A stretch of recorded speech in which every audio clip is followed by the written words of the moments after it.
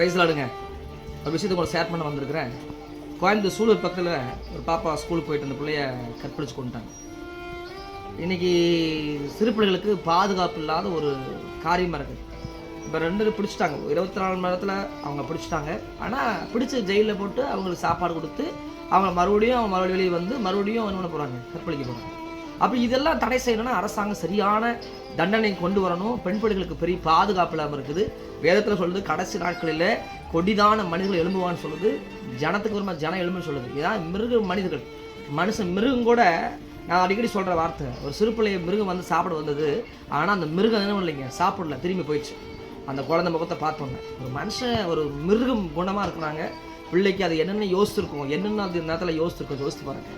பிள்ளைகளுக்கு பாதுகாப்பை ஒரு பெரிய கேள்விக்குறியாக்கிட்டு இருக்குது. அப்போ வந்திருக்க தலைவர் முதலமைச்சர் ஜோசப் விஜய் சார், நீங்கள் சிஎம் சார், உங்களுக்கு சொல்கிற கடுமையான சட்டத்தை இன்னொன்று கொண்டு வரணும்.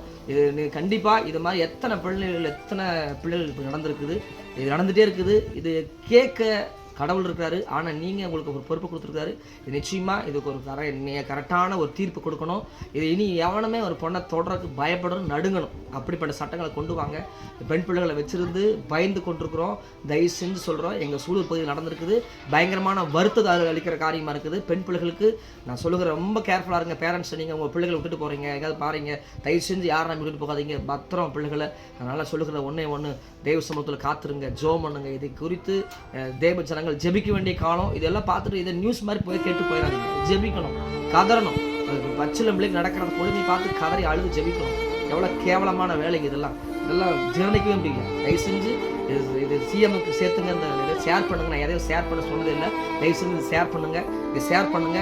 ஒரு முடிவு வரட்டும். இதுக்கு ஒரு மாற்றத்தை கொண்டு வரட்டும். God bless you.